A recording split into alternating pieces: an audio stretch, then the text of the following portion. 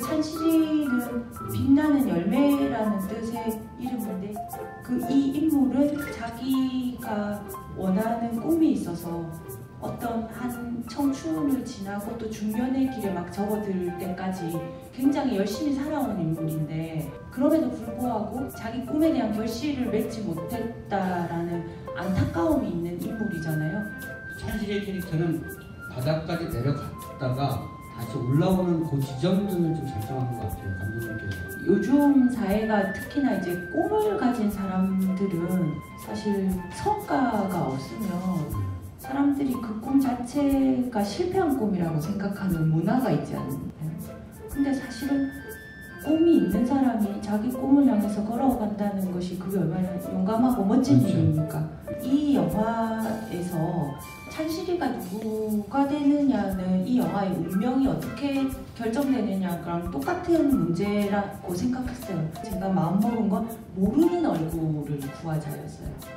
모르는 배우를 써야 사람들이 이 영화를 더 좋아할 거라는 계산은 저한테 있었던 거죠. 근데 모르는 얼굴이 만약에 이 역할을 성공적으로 해낸다면 찬실이라는 인물이 우리 주변 누군가도 다 찬실이 같은 느낌을 줄 수 있겠다라고 생각했기 때문에 전 일단 모르는 얼굴 찾는데 대신에 열심히 살아온 것 같은 얼굴. 이 시나리오 쓸 때 제가 영화 그만두고 싶었다고 했잖아요. 그러니까 꺼져가는 불씨를 지피고 싶었거든요. 그러다 보니 이제 영화의 초심에 대해서 많이 떠올리게 돼서 제가 아주 어렸을 때 가졌던 꿈.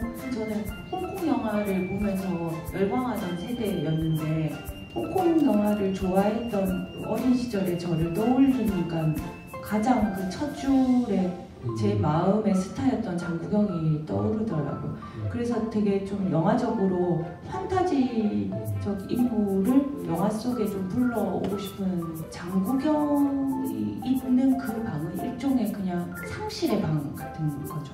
찬실이가 처음에 실직했을 때 가장 힘들었던 감정이 뭐였을까 하면 상실감이거든요. 할머니한테도 지금 당장의 그 찬실이가 갖는 정도의 힘듦은 아니지만 그 상처가 그대로 있는 듯한 인물이어야지 둘이 연대하고 앞으로 나간다고 생각했어요.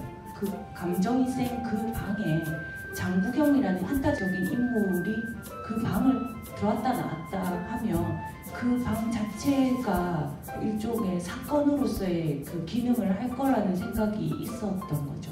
공간이 주는 힘으로 극이 전개되기도 하거든요. 글을 쓰는 저의 입장으로서는 조연이나 공간 활용을 똑바로 해 나가야지 시나리오가 힘있게 나갈 수 있다라고 처음부터 상정해놨던 게 있었거든요.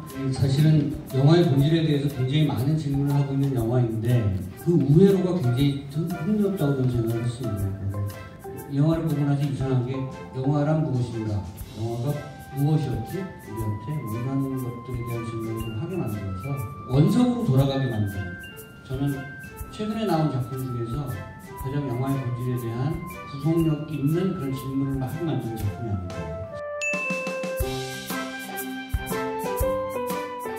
일만 하느라 자기 딱 한 번밖에 없는 청춘을 그렇게 보냈어요. 연애도 못하고. 그거에 대한 해환이 있어요.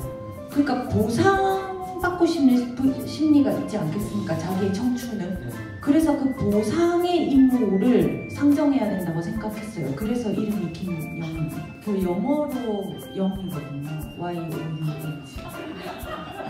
특히 저는 인상적이었던 리액션이 크리스토퍼 놀란을 좋아한다고 했을 때 찬실의 되게 재밌는 리액션이 있었어서 마음에 있으면 지가 크리스토퍼 놀란을 안 좋아해도 좋아한다 해야죠. 그렇죠.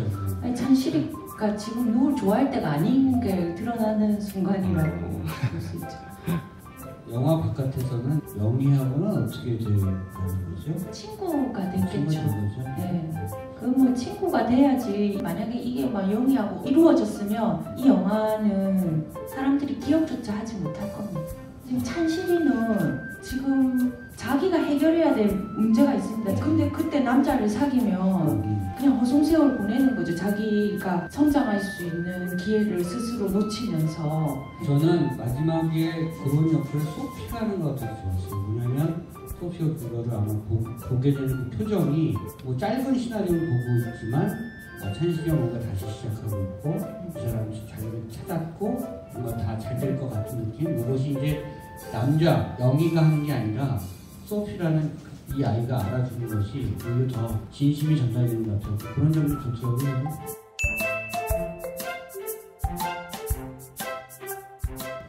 가장 평범하고 가장 저 같은 사람들이 어떻게 사는 거가 제일 멋있나 보면 남들은 그렇게 생각 안 해도 다 하루하루를 열심히 살아요. 그래서 저는 이 3명의 여자들이 각자의 자리에서 열심히 산다는 모습을 보여주고 싶었어요. 할머니 같은 경우는 죽음이 가장 임박해 있는 인물이기 때문에 젊은 사람들이 갖지 않은 몸으로 체화된 지혜를 가지고 큰 꿈 없이도 하루하루 잘 살자 주의가 할머니인데 어쨌든 열심히 살죠. 소피도 무조건 뭔가를 배우러 다니고 어쨌든 남들이 자기가 하는 일을 인정을 해주지 않지만 자기 스스로 또 되게 열심히 살고 있잖아요. 그 찬실은 지금 위기에 빠진 인물이라고. 하지만 이 셋의 공통점은 다 열심히 산다. 그것에 또 큰 관통하는 핵심은 주어진 조건 속에서 자기 삶을 잘 사는 겁니다. 저는 인생이 위기가 있을 수밖에 없다고 생각하고 평탄하게 살기가 더 어려운데 그러면 위기가 닥칠 때마다 그럼 주저앉아서 살 거냐 하면 저는 아니거든요. 주어진 조건 속에서 이왕이면 내가 사는 하루를 그냥 잘 사는 게 제일 괜찮은 삶이지 않겠습니까? 그러다 보니 그런 인물들을 구상하게 된 것 같아요.